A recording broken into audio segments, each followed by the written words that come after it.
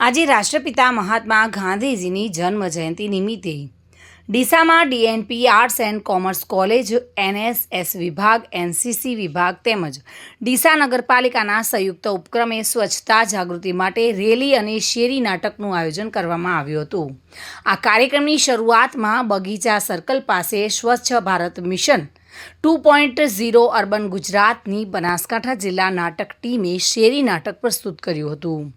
કોલેજના આચાર્ય રાજુભાઈ રબારીના માર્ગદર્શન હેઠળ રાષ્ટ્રીય સેવા યોજનાના program officer doctor Mittal Vekariya તેમજ NCC lieutenant professor Rajesh P Ganava સાથે doctor Trupti C Patel, professor Preetu Vasava, Dhamdeep Gaikwad તેમજ નવનીત રાણાની સાથે કોલેજના સ્વયંસેવકો તેમજ એનસીસી કેડેટ રેલીમાં જોડાયા હતા.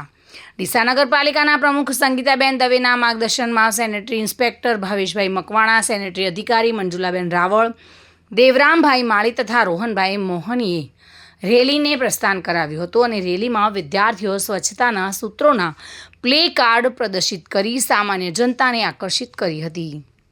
સાથે સાથે સ્વચ્છતાના વિશે નારા બોલાવી સમાજને જાગૃત કર્યા હતા.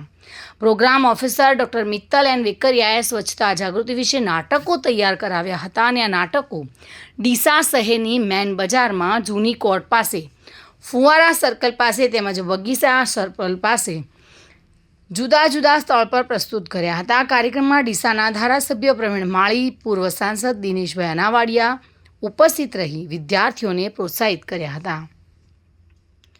ત્યારબાદ ગાંધી બાપુના પુતળાને સૂતરની આંટી પહેરાવી જન્મ જયંતિની ઉજવણી કરી હતી. ઇન્ડિયન રેડ ક્રોસ સોસાયટીના સભ્ય સુહાસભાઈ પટેલે વિદ્યાર્થીઓને ચોકલેટ ખવડાવી ગાંધીજીની જન્મ જયંતિની ઉજવણી કરાવી હતી. કાર્યક્રમના અંતે ડીસા નગરપાલિકા દ્વારા સ્વચ્છતા વિષય પર નિબંધ સ્પર્ધામાં પ્રથમ નંબર પ્રાપ્ત કરનાર હર્ષિલા વાઘેલા અને દ્વિતીય નંબર પ્રાપ્ત કરનાર રાહુલ માળીને સર્ટિફિકેટ આપી સન્માનિત કરવામાં આવ્યા હતા.